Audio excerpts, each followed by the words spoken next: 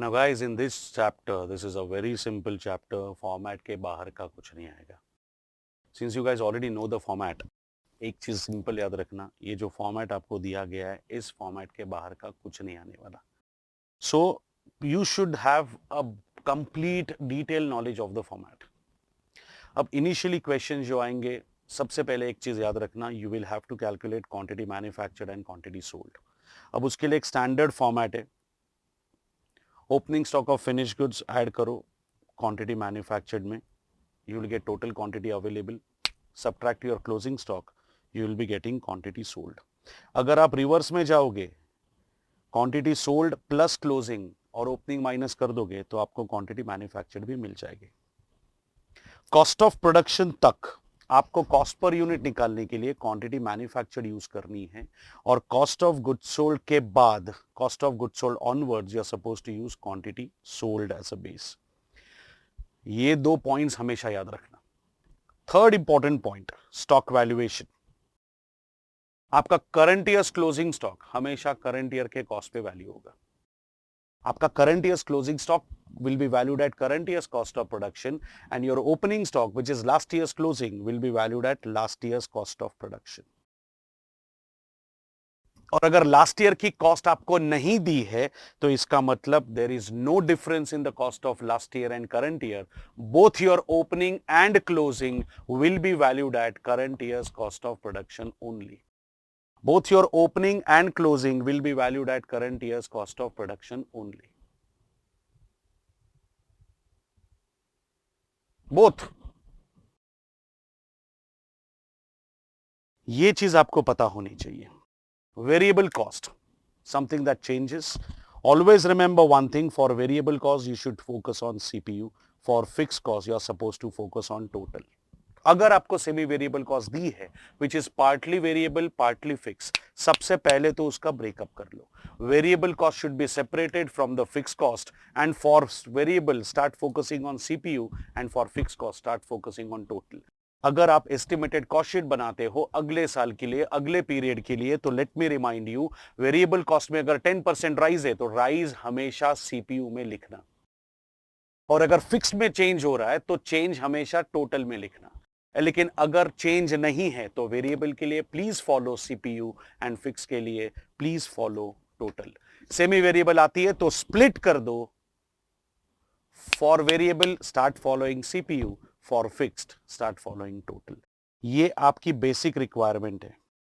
और सबसे इंपॉर्टेंट बात, जब आप एक के बदले दो टाइप के प्रोडक्ट्स या तीन टाइप के प्रोडक्ट्स बनाते हो और आपको अगर कॉस्ट पर यूनिट दिया हुआ, रेशो दिया हुआ है, तो please do not rely on individual ratio. You are suppose to take combined ratio as a base. मतलब आपको बोला गया है type B material is 10% higher than type A. Okay, इसका मतलब मैं ए पे अगर 100 रुपया खर्च करता हूं तो बी पे 110 रुपया खर्चा होगा. लेकिन ये तो आप एक समझ लो चीज को, एक बहुत इंपॉर्टेंट चीज आपको समझ में आनी चाहिए, this is per unit. Are you producing equal number of units? No. Type B is 10% more than type A. Cost of one unit of type B is 10% more than cost of one unit of type A. का मतलब ये होता है कि एक एक unit बनाओगे तो 10% ज्यादा है. लेकिन अगर आपने यहां पे सपोज 4 लाख यूनिट्स बनाए और यहां पे सिर्फ 1 लाख यूनिट्स ही बनाए तो आपका रेशो अलग होगा. इन दैट केस आपको हमेशा याद रखना है कि आपको टोटल कॉस्ट रेशो लेना है. तो you can take the screenshot now. सबसे पहले इसका स्क्रीनशॉट ले लो.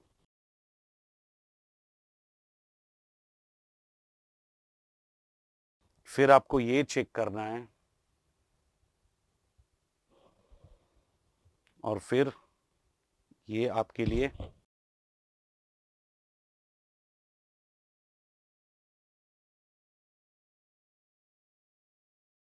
और फिर टोटल कॉस्ट रेशियो के लिए. अगर सेलिंग एंड डिस्ट्रीब्यूशन कॉस्ट दी है कंबाइंड मैनर में तो उसको स्प्लिट करने के लिए क्वांटिटी सोल्ड रेशियो ले लेना. Quantity manufactured is applicable for all other cost structures. ये कब करना है? जब when you are dealing with 2 different types of product लेकिन एक ही कॉस्ट दी है, 3 डिफरेंट टाइप्स ऑफ प्रोडक्ट्स लेकिन एक ही कॉस्ट दी है, तो कॉस्ट को स्प्लिट करने के लिए जो रेशियो चाहिए वो टोटल होना चाहिए, पर यूनिट नहीं। क्लियर? अब क्लासिफिकेशन की अगर बात करूं तो सिर्फ मैं क्वेश्चन नंबर 5 एक बार आपको समझा देता हूं। क्वेश्चन नंबर 5 में काफी सारे आइटम्स थे, ये एक बार डिस्कस कर लेंगे, पूरा कॉस्ट शीट डिस्कस हो जाएगा। Material purchase will be marked as RMC. Carriage inward is also added to material, so RMC. Factory workers के वेजेस, उनका पीएफ और उनका बोनस, तीनों को डायरेक्ट वेजेस मार्क कर दिया है। रॉयल्टी पे नहीं करूंगा तो परमिशन नहीं मिलेगी टेक्निकल नो हाउ यूज करने की, प्रोडक्शन रुक जाएगा, तो डायरेक्ट कॉस्ट है। डायरेक्ट कॉस्ट है but can be classified as direct material, direct labour, so it will be separately classified as direct expenses. Power fuel के बिना प्रोडक्शन नहीं हो सकता, direct expense. Moulds and dies के बिना प्रोडक्शन नहीं हो सकता, डायरेक्ट एक्सपेंस। लेकिन इन्होंने 8,96,000 दिया है 2 साल के लिए, तो हमको लेना पड़ा सिर्फ 1 साल का, क्योंकि 1 साल का अगले साल आएगा।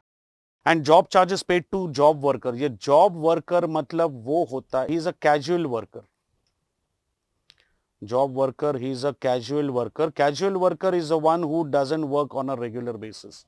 उस जॉब के लिए वो इंपॉर्टेंट था, but I am not going to keep him on payroll, जब जरूरत पड़ेगी तब बुला लेंगे, तो उस जॉब के लिए इंपॉर्टेंट है, लेकिन he is not my direct worker. Direct worker होता तो डायरेक्ट वेजेस ट्रीट करता, लेकिन ये job wages paid to job workers मतलब ये कैजुअल वर्कर है, नॉन रिकरिंग कॉस्ट है, मुझे पता नहीं कि वापस ये कॉस्ट इनकर होगी या नहीं होगी, इस जॉब के लिए इट वॉज इंपॉर्टेंट, तो it is a direct cost and it is classified as direct expenses.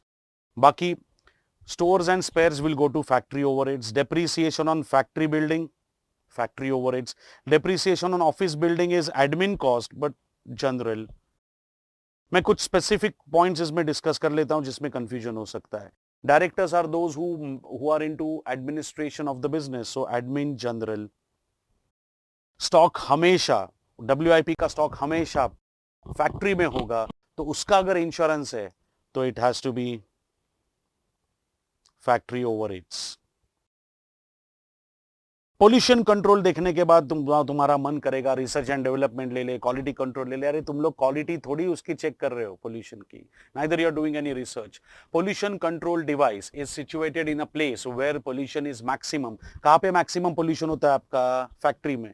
Factory में अगर मैक्सिमम पोल्यूशन होता है तो फैक्ट्री में वो डिवाइस सेट है, उसका maintenance, it is just a factory overheads, ordinary factory overheads. Supervisor का salary, supervisor is a person who is into the factory, so factory overheads.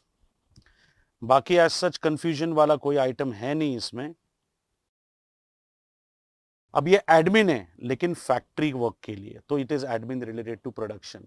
Manager salary admin है लेकिन मैनेजर प्रोडक्शन कंट्रोल वाला है, तो admin related to production. बाकी finance and accounts वाला अगर manager है तो it is admin general. Auditor, legal advisor and independent directors are part of administration. You don't need them for production, so it is admin general. Primary packing is separate head just before cost of production. Redistribution का packing होगा तो फिर वो selling and distribution में आएगा। बाकी तो इसमें डिस्कस करने जैसा कुछ था नहीं, बस ये क्लासिफिकेशन आपको मालूम होना चाहिए। JKSC material and ICI material करके रखो, that will be more than enough. So that was about cost sheet.